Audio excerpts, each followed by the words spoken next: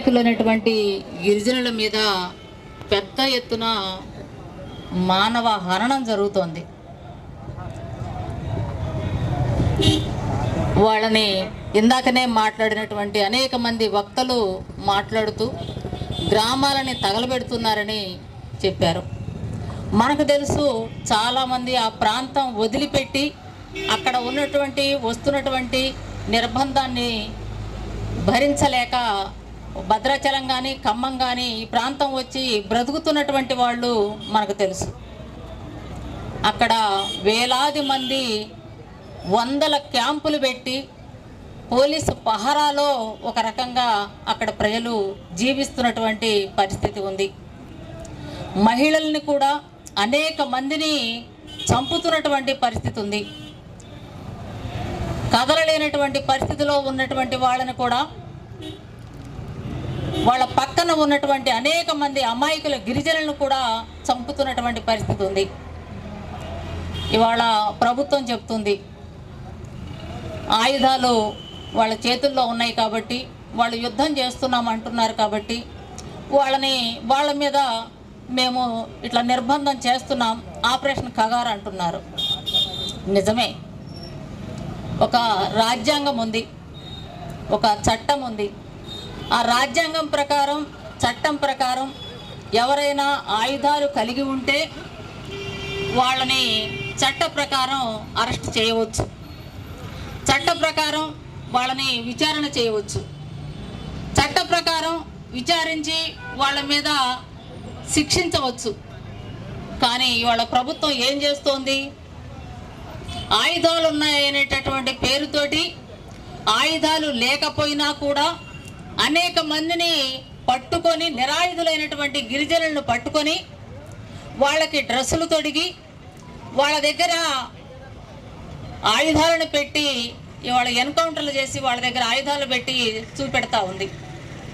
అనేక మందిని ఇవాళ బూటకప్పు ఎన్కౌంటర్లలో ఇవాళ చంపేస్తున్నటువంటి పరిస్థితి ఉంది. మరి దీన్ని మనం ఎలా చూడాలి? మనము అటు ప్రభుత్వం కానీ, ఇవాళ మావోయిస్టు పార్టీ కానీ ఇవాళ శాంతి చర్చల ప్రతిపాదనని ఇవాళ ముందుకు తెస్తుంది.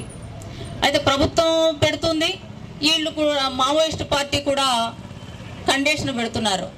దీన్ని ఎట్లా మనం ముందుకు వెళ్ళాలి? ఇవాళ ఒక పరిస్థితి మన ముందుకు వచ్చింది.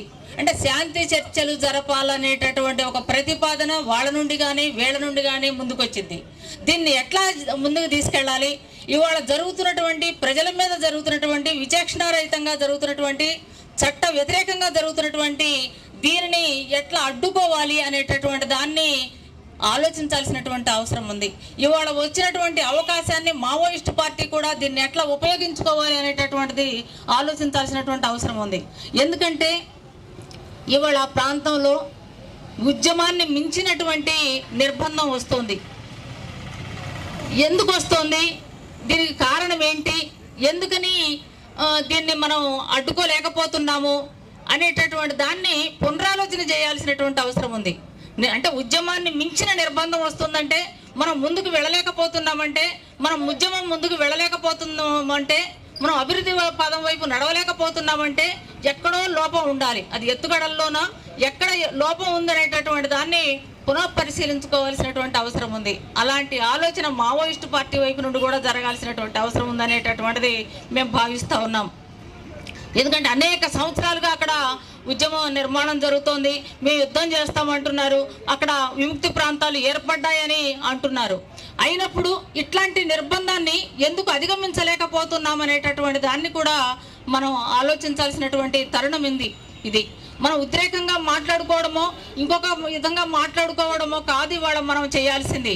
ఇవాళ ఆ ప్రాంతంలో జరుగుతున్నటువంటి ఆ నిర్బంధాన్ని గురించి, ప్రభుత్వం అనుసరిస్తున్నటువంటి ఆ ఆపరేషన్ కగారు గురించి, ఇవాళ దీన్ని ఎట్లా అడ్డుకోవాలి, దీనికి ఎట్లా బ్రేకులు వేయాలి, మనం ఎట్లా దీన్ని ఉపయోగించుకోవాలి, మళ్ళీ తిరిగి మనం ఉద్యమ బాట పట్టాలంటే, ఉద్యమ పదారం మళ్ళీ మనం నడవాలంటే దీన్ని ఉపయోగించుకొని ఎట్లా ముందుకెళ్ళాలనేటటువంటి విధంగా మావోయిస్టు పార్టీ ఆలోచించాలనేటటువంటిది మేము అనుకుంటా ఉన్నాం.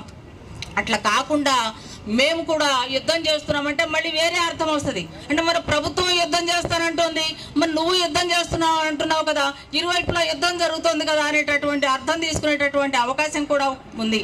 అందుకని ఇవాళ వచ్చినటువంటి ఈ అవకాశాన్ని ఇవాళ అందరూ కూడా ఇరువైపులా చూస్తూ ఉన్నారు. మావోయిస్టు పార్టీ వైపు కానీ ప్రభుత్వం వైపు నుండి కానీ ఈ ప్రతిపాదన రావడాన్ని అందరూ ఆహ్వానిస్తున్నారు.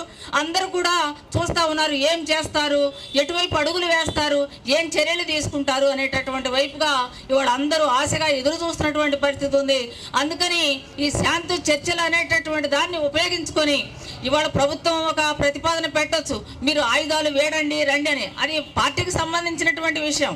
ముందు ఆయుధాలు వేడండి అంటే మరి మావోయిస్టు పార్టీ కూడా పెడుతుంది ఒక డిమాండ్, మీరు అసలు సైన్యాన్ని అంతా కూడా ఉపసంహరించుకొని మీరు మీ వాటి క్యాంపుల వరకే, బేస్ క్యాంపుల వరకే మీరు పరిమితం కండి, అక్కడి వరకే ఉంటే మేము శాంతి చర్చలు వస్తామనేటటువంటి వీలు పెడుతున్నారు. అందుకని దీన్ని ఎట్లా ముందుకు తీసుకెళ్ళాలి అనేటటువంటి దాన్ని ఆలోచించాల్సినటువంటి అవసరం ఉంది. ఇట్లా ఆలోచించి ఈ ఛాన్స్ని ఉపయోగించుకొని ఇవాళ అమాయకులైనటువంటి గిరిజనులు ఇవాళ చాలామంది, వందల మంది అని చెప్తున్నారు, ఇంకా బయటికి రానటువంటి ఇంకా ఎన్నున్నాయో కూడా తెలియదు. ఇవాళ బయటకు వస్తున్నటువంటి కొన్ని మాత్రమే కావచ్చు, అనేక మంది, వందల మంది చనిపోతున్నటువంటిది ఉంది. అందుకని దీనికి కారణము దాన్ని ఒక శాంతియుతమైనటువంటి వాతావరణాన్ని ఏర్పాటు చేయాల్సినటువంటి అవసరం, బాధ్యత ఇవాళ మావోయిస్టు పార్టీ మీద, ప్రభుత్వం మీద ఉంది. కాబట్టి దీన్ని తీసుకొని చర్చించుకొని ఎట్లా దీన్ని ముందుకు తీసుకెళ్దామనేటటువంటిది ఆలోచించి ముందుకు అడుగు వేయాల్సిందిగా మేము మాస్లైడ్ పార్టీగా భావిస్తూ ఉన్నాం.